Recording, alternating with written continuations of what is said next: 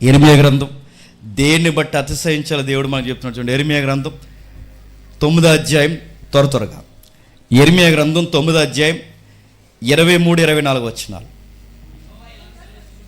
యెహోవా ఎలాగూ సెలవిచ్చుచున్నాడు, జ్ఞాని తన జ్ఞానమును బట్టి, సూర్యుడు తన సౌరముని బట్టి అతిశయింపకూడదు, ఐశ్వర్యంతుడు తన ఐశ్వర్యం బట్టి అతిశయింపకూడదు. అతిశయించువాడు దేనిని బట్టి అతిశయింపవలను?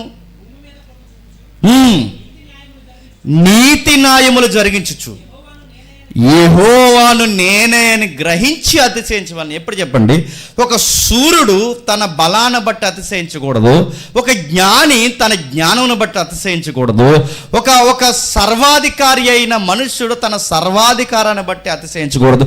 ఒక మనిషి అతిశయించాలంటే వాడి జ్ఞానాన్ని బట్టి అతిశయించాడు అనుకోండి, వాడి జ్ఞానం వాడిని పాడు చేస్తుంది. ఇదిగో పాడు చేసింది. కానీ జ్ఞానవంతుని అనుకున్నాడు కనుకే వాడు ఏమనుకోడు చెప్పనా, ఆడికి లాంటి మనిషి ఎల్లకాలం భూమి మీద బతుకుండాలని ఆడికి లాంటి బాడీలు తయారు చేయడానికి కొన్ని ఎకరాల్లో ఒక దీవిని కట్టాడు, కొన్ని ఎకరాల్లో ఒక పెద్ద ప్యాలెస్ని కట్టాడు. దేనికంటే జెఫ్రీన్ అనే నేను చాలా జ్ఞానవంతుడిని, నాలాంటి డిఎన్ఏ మళ్ళీ కంటిన్యూ అవుతుంది లేదని చెప్పి వాడికి కావాల్సిన డెమో బాడీలన్నీ రెడీ చేసుకున్నాడు. ఈడిని అడుగుతున్నాడు, ఈడు ఎవర్రా అంటే తన జ్ఞానం చేత అతిశయించిన ఒక పతనమైపోయిన యూతుడు.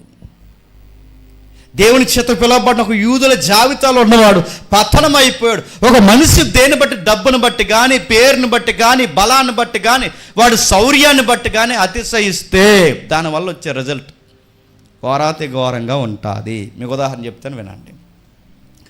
ఎలా చేస్తారండి ఈ నేరాలని? తప్పు అనిపించదంటే ఆ స్టేటస్లో ఉంటే మనకు కూడా తప్పు అనిపించదు.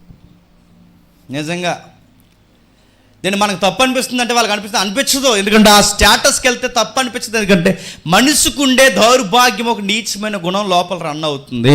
ఇప్పుడు మీకు ఉదాహరణ చెప్తానండి. సల్మాన్ ఖాన్ ఉన్నాడుగా, సల్మాన్ ఖాన్ తెలుసుగా. సల్మాన్ తెలియదు కానీ మనకు బైబిల్లో సల్మాన్ ఉన్నాడు తెలుసా? సాయంత్రం చెప్తాను వినండి, సాయంత్రం చెప్తున్నా లైవ్ వినండి. ఆయన మనకు తెలియదు కానీ సల్మాన్ ఖాన్ తెలుసు కదా మనకి. సల్మాన్ ఖాన్ ఏం చేశాడు? జింకలను కొట్టాడు రాజస్థాన్ పోయి. ఎందుకు కొట్టాడంటే ఆడికి జింక మాసం అడిగితే తేరండి ఆడికి. అప్పుడప్పుడు మీటింగ్కి వెళ్తే లైవ్లో చెప్తున్నాను కానీ కొన్ని ఏరియాస్లో ఏటని అడగండి, అది ఏదో మాసం అన్నారు. ఏ మాసం అని అడగండి, అడుగు మాసం అన్నారు. లైవ్ వెళ్తుంది కాబట్టి చెప్పలేను, ఎందుకంటే నన్ను తీసిపోతారు. అడుగులో దొరికింది ఏదో అని చెప్పి పెట్టారు. నడుతున్నాను అంటే మీటింగ్కి వెళ్తున్నా మనకే అది పెడతారు నడుతున్నాడు. వాడికి జింక మాంసం అడిగితే పెడతారు కానీ వాడికి బాగా వినండి, ఎందుకు జింకలు వెంటాడడానికి వెళ్ళాడు? మీరు మనిషి మనస్సాక్షి మీరు చూడండి, వాడి మనసులో దేవుడికి చోటు ఇవ్వకపోతే చేసే పనులు. సల్మాన్ ఖాన్కి డబ్బు ఉందా లేదా? లెక్కలేని డబ్బు ఉందా అడిగి. సల్మాన్ ఖాన్కి అందం ఉందా లేదా? నెంబర్ 1 అందం ఉందా అడిగి, ఫిట్నెస్ ఉంది. వాడికి తెలియని ఆడపిల్ల అందం తెలుసా? హాలీవుడ్లో ఆడు చూడండి అందం లేదు. వాడికి డబ్బు ఉంది, ఆడవాళ్ళ అందం ఉంది, వాడికి కావాల్సిన పేరు ఉంది, వాడికి సుఖం ఉంది, అన్నీ ఉన్నాయి. అన్నీ ఉన్నవాడికి నెక్స్ట్ ఏం చేయాలనిపిస్తుంది చెప్పనా? డెఫరెంట్గా ఇంకేమని చేయాలనిపిస్తుంది. మనుషులు ఎలా చెడిపోతారంటే అన్నీ చూసేసిన తర్వాత, అంటే డబ్బు చూసేసి, సుఖం చూసేసి, అందాలు చూసి, అన్నీ చూసిన తర్వాత ఇంకా అంటే ఇక లోపల దేవుడు అంటే వాడి మనస్సులో దేవుడు లేకపోతే నెక్స్ట్ వాడికి ఏమనిపిస్తుంది అంటే ఇంకా ఏమన్నా చెప్పండి.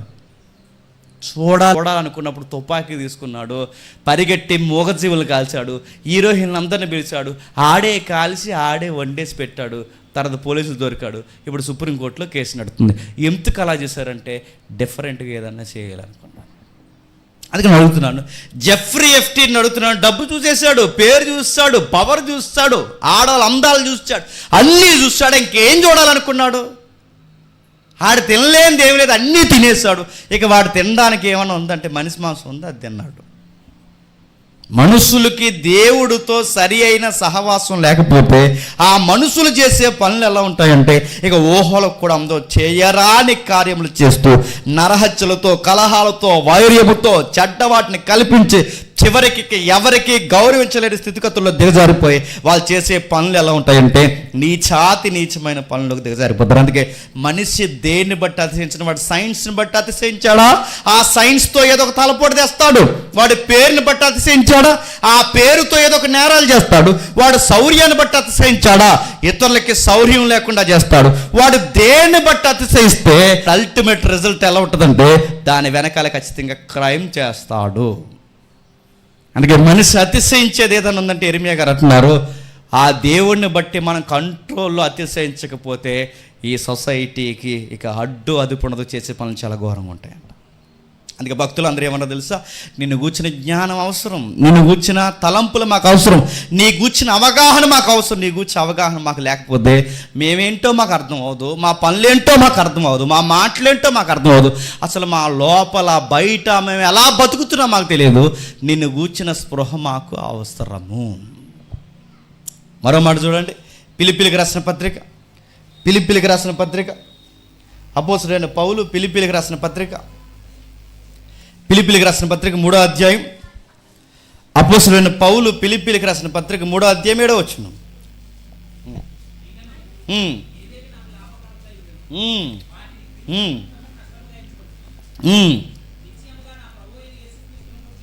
నిశ్చయముగా నా ప్రభువు అయిన యేసుక్రీస్తుని గూర్చిన అతి శ్రేష్టమైన జ్ఞానము నిమిత్తము సమస్తము నడుతున్న పౌలు పిచ్చోడా, పౌలు గారి పిచ్చోడని అడుగుతున్నాను. ఆయనకి ధర్మశాస్త్రం తెలుసు, బాగా వినండి. ఆయనకి పాత నిబంధన అధ్యాయాలు తెలుసు, ఆయనకి భక్తి భావాలు అనేక విషయాలు తెలుసు అనుకున్నాడు. కానీ దేవుడు తెలియాల్సిన విధంగా పౌలు గారికి తెలియకపోతే పౌలు గారు చేసిన పనులు చెప్పిన మనుషులను చంపేస్తూ నేనేదో పుణ్యకార్యాలు చేస్తాను అంటే దేవుని గురించిన అవగాహన లేకపోతే మనిషి ఏం చేస్తాడు చెప్పండి, ఎదుటోళ్ళని చంపేస్తాడు, సమాజాన్ని పాడు చేస్తాడు. పౌలు గారు అన్నారు, నేను అన్నీ తెలుసు అనుకున్నాను కానీ నాకు ఇప్పుడు అర్థమవుతుంది నాకు ఏమీ తెలియదు.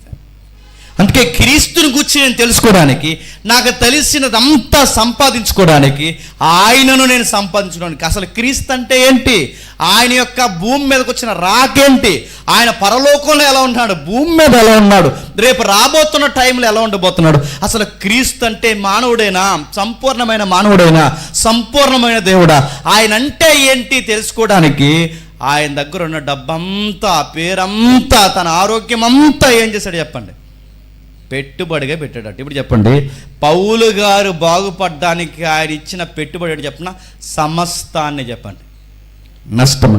సమస్తాన్ని నష్టంగా ఎంచుకుంటే కానీ ఒక నేరస్తుడు నీతిమంతుడి జాబితాలోకి వచ్చాడా? పౌలుకే తప్పలేదు. దేవుడిని గుర్చిన స్పృహ మనకు లేకపోతే చాలా ప్రమాదం అవుద్దని మనిషి అనుకుంటాడట. 50వ అధ్యాయం 50వ కీర్తనలోకి మాట్లాడినట్టు చూడండి. 50వ కీర్తనలో 21వ వచనంలో, త్వరగా 50వ కీర్తన 21వ వచనంలో, మానవుడిట్టు పనులు చేసినను నేను మౌనునై ఉంటిని, అందుకు నేను కేవలం నీ వంటి వాడినని నీవనుకొంటివి, అందుకే నీ కన్నుల ఎదుట ఈ సంగతులను వరుసగా ఉంచి, గుర్తుపెట్టుకోండి, ఆయన కనుసైగ చేస్తే నువ్వు నీ కుటుంబం ఉంటారా? మానవుడు ఏమనుకుంటా, జడ్జాగా వాడు నేరాలు ఎలా చేస్తున్నాడంటే నాలాంటోడే దేవుడు అనుకుంటున్నాడు. అందుకే కొంతమంది ఎలా అనుకున్నారు, మరి కొంతమంది ఏమనుకున్నారంటే అసలు దేవుడు ఉన్నాడో లేదు కాదు కానీ అసలు దేవుడు లేడు అబ్బాయి అన్నారు. నేరాలు స్వేచ్ఛగా చేయడానికి, వారి పాపాలు స్వేచ్ఛగా చేయడానికి వారు దేవుడు లేడని అనుకున్నారట. ఎప్పుడైతే దేవుడు లేడనుకున్నారో ఆ 14వ కీర్తన ఎంత బాగా రాస్తున్నాడు చూడండి. దేవుడు లేడని బుద్ధిహీనులు తమ హృదయములు అనుకుంటారట. దేవుడు లేడని బుద్ధిహీనులు అంటే వీళ్ళు ఎప్పుడైతే బాగుండండి ఫాలెన్ పీపుల్ అన్నమాట. బుద్ధిహీనులు అంటే వీళ్ళు ఎంత ఫూలిష్గా ఆలోచిస్తారో చెప్తున్నారు చూడండి. వాళ్ళ హృదయంలో దేవుళ్ళు అనుకుంటారట. హృదయంలో దేవుళ్ళు అనుకుంటే నెక్స్ట్ చేసే పనులు ఏంటి చెప్పండి, చెడిపోతారు, అసహ్య కార్యాలు చేస్తారు, ఎదుటోడికి మేలు చేయరు, వివేకం ఉండదు, వాళ్ళు దేవుణ్ణి ఎతకరు. యెహోవా ఆకాశం నుంచి చూస్తున్నాడని, ఆయన పరిశీలిస్తున్నాడని వాళ్ళు అస్సలు అనుకోరు. వాళ్ళు అందుకే ఏం చేస్తారంటే దారి తొలగిపోతారు. దేవుడు లేడని ఎప్పుడైతే అనుకుంటారో వాళ్ళు అనుకున్నప్పుడు వాళ్ళు తీసుకున్న నిర్ణయాలు చూడండి, చెడిపోతారు, అసహ్య కార్యాలు చేస్తారు, మేలు చేయరు, వివేకం కలిగి ఉండరు. చివరికి వాళ్ళు పూర్తిగా దారి తొలగిపోయి మేలు చేయవారు ఎవరు లేరు కనుక ఒక్కడు కూడా ఆయన దృష్టిలో నిలబడి ప్రార్థన చేయడానికి కూడా ఎవడ ఇష్టపడ్డాట. అక్కడ రాస్తున్న మాటలు చదువుతుంటే విచిత్రంగా అనిపిస్తుంది. అరే, దేవుడు తెలుసుకోకపోతే, దేవుడి మీద స్పృహ లేకపోతే, అసలు నేచర్ ఆఫ్ గాడ్ అనే ఒక సబ్జెక్ట్ మనకు తెలియకపోతే, దేవుడు అంటే ఇది అనే ఒక పాయింట్ మనకు తెలియకపోతే చేసే పనులు ఎలా ఉంటాయంటే ఇలానే ఉంటాయి. ఎవరు నమ్మరండి దేవుడు ఉన్నాడని? అంటే నన్ను అడిగితే పాపం చేసేవాళ్ళు దేవుడు ఉన్నాడని నమ్మరు. ఎవరైతే ఉన్నారో దేవుడు లేడు, దేవుడు లేడని, దేవుడు లేడని, దేవుడు లేడని ఎవరైతే వాదిస్తున్నారో, ఈ వాదిస్తున్న వాళ్ళ లైఫ్ స్టైల్ మీద చూడండి. ఎగ్జాంపుల్ చెప్తున్నాను. స్టీఫెన్ హాకింగ్ తెల్లారితే దేవుడు లేడు అన్నాడు. ఏం చేశాడు చెప్పండి? జెఫ్రీ ఎప్స్టీన్తో పార్టీలో ఉన్నాడు. నేను దేవుడిని నమ్మను, అప్పుడప్పుడు నమ్మాలనిపించినా నమ్మను. ఎలా ఆయన మాస్క్ ఎక్కడ ఉన్నాడు చెప్పండి? జెఫ్రీ ఎప్స్టీన్తో ఉన్నాడు. దేవుడు లేడన్న రాంగ్ బ్రదర్ ఏం చేస్తున్నాడు చెప్పండి? మీరు ఎవరైనా చూడండి, వాళ్ళ శిష్యులు ఉన్నారు ఇప్పుడు నవ్వుతారు డైరెక్టర్లు. వాళ్ళు తీసే సినిమాలు చూసారు ఎలా ఉంటాయో. మనిషి కదట, ఆడ యానిమల్ అంటాడు. ఆ శిష్యుడే కదండి ఇతను. వీళ్ళు చేసే పనులు మీరు చూడండి, అడ్డు అదుపుండో నరుగుతారు, రక్తం చూపిస్తారు. భయంకరమైన పాపాన్ని అంటే శృంగారాన్ని చాలా రాయల్టీగా చూపిస్తారు. ఎందుకు ఇలాంటి పనులు చేస్తారంటే దేవుడు లేడనుకున్న వాళ్ళు చేసే పనులు, చెడు కార్యాలని, అసహించుకునే కార్యాలను కూడా చెప్పండి గొప్పగా చేస్తారు. అందుకే వాళ్ళ శిష్యులు చూడండి, వీళ్ళందరూ చూడండి, వీళ్ళు మాట్లాడే మాటలన్నీ చాలా దారుణాతి దారుణంగా. వాళ్ళ మాటలు కొన్ని డైలాగులు ఉంటాయండి. ఆ డైలాగుల కంటే బీప్ సౌండ్ పెట్టకూడదంట, డైరెక్ట్ వదిలేయాలంట. ఎందుకంటే బయట మాట్లాడుకుంటే తప్పు లేనప్పుడు వీడియోలో ఆడియోలో చూస్తే తప్పు ఏంటని మళ్ళీ ఇప్పుడు సెన్సార్ బోర్డుని అడుగుతున్నారంట. అందుకని కనీసం లైట్గా అసలు చూస్తున్నాం, మీరు చూసారు లేదు, హీరోయిన్లు నూడ్ ఫొటోస్ కూడా ఇప్పుడు సొసైటీలోకి వచ్చేస్తున్నాయంటే వీళ్ళు ఎవర్రంటే మెజారిటీ ఇలాంటి తుకలక సినిమాలు, పిచ్చి సినిమాలు తీసే సన్నాసిగాళ్ళు అందరూ దేవుడు లేడని వాళ్ళు మీరు కావాలని చూడండి. దేవుడు నమ్మలేదు. ఎంతో కొంత దైవ భయము, భక్తి భయం వీళ్ళకుంటేనండి వాళ్ళు తీసే చిత్రాల్లో ఏముంటాయి చెప్పనా? కాస్త ఇలువలకు సంబంధించిన స్టోరీస్ రన్ అవుతాయి. వాళ్ళు ఇలువలు మర్చిపోయి తీస్తారంటే వాళ్ళ స్టోరీస్లో పోలీసులు ఉండరు, లా అండ్ ఆర్డర్ ఉండదు, లాయర్లు ఉండరు, జడ్జిలు ఉండరు, నైతికతను గురించి మాట్లాడే మనుషులు ఉండరు. హీరో అంటే ఎవడరా అంటే నరుక్కుంటూ పోతూ బ్లేడ్ సన్నాసి యాదవ్ వాళ్ళందరూ, బ్లేడ్ బ్యాచ్ గల అందరూ ఈరోజు హీరోలు అయిపోయారు. మీరు చూడండి, ఒకప్పుడు హీరో అంటే నీట్గా సేవ్ చేసుకుని, ఇప్పుడు అంతా మేకపోతే గడ్డాలి ఇలాగా. ఆడు హీరోనా రాక్షస యాదవ్? వాడు ఎవడంటే రాక్షస యాదవే హీరో. ఇప్పుడు నేను అడుగుతున్నాను, ఎందుకు సమాజం ఇలాంటివి చేస్తుందంటే దేవుళ్ళు లేనాడిన వారి సంఖ్య ఎక్కువైంది. స్వచ్ఛ వాదం తెర మీదకి వచ్చింది. ఇలాంటి పనులు చేసే వాళ్ళందరూ ఏమనుకుంటారో పౌలు గారు అన్నారు కొరింథీ పత్రికలో, మొదటి కొరింథీ పత్రిక త్వరగా 1 కొరింథీ పత్రిక 2వ అధ్యాయం 1 కొరింథీ పత్రిక 2వ అధ్యాయం 1 కొరింథీ పత్రిక 2వ అధ్యాయం 14 వచ్చును. 1 కొరింథీ పత్రిక 2వ అధ్యాయం 14 వచ్చును. ప్రకృతి సంబంధి అయిన మనుష్యుడు దేవుని ఆత్మ విషయాలను అంగీకరించాడు, అవి అతనికి వెర్రితన. వాడు ఏం నమ్ముతాడు? నేచర్ నమ్ముతాడు. వీడెవరట? నేచర్ నమ్మే మనిషి, న్యాచురల్ మ్యాన్. వాడు ఏమి నమ్ముతాడంటే ప్రకృతిలో వాడికి కావాల్సినవి నమ్ముతాడు తప్ప, ప్రకృతిని పూజిస్తాడు తప్ప, వాడు నేచర్ నమ్ముతాడు తప్ప నేచర్ కలగజేసిన చెప్పండి దేవుణ్ణి. వాడు ఎప్పుడైతే వాడు దేవుని ఆత్మ విషయాలు అంగీకరించడు కనుక వాళ్ళు ఎలా ఉంటారు చెప్తున్నారు చూడండి. వాళ్ళన్నిటి విషయంలో వివేచించిన కానీ అతడు ఎవరి చేతను వివేచింపడు. కింద క్షమించండి, వాడు ప్రకృతి సంబంధమైన మనుషులు కనుక వాళ్ళకి దేవుడి మాటలు వెర్రితనంగా ఉన్నప్పుడు వాళ్ళు కూడా ఎర్రి పనులు చేస్తారండి. మీరు చూడండి, ఇలాంటి పనులు ఎలా చేయగలుగుతున్నారో భయం వేయట్లేదంటే వాళ్ళకి భయం లేదు. ఎందుకంటే వాళ్ళ మనస్సాక్షి ఎప్పుడో వాత వేయబడింది, ఆ మనస్సాక్షి ఎప్పుడో చచ్చిపోయింది. వాళ్ళ మనసులో దేవునికి చోటు ఇవ్వలేదు.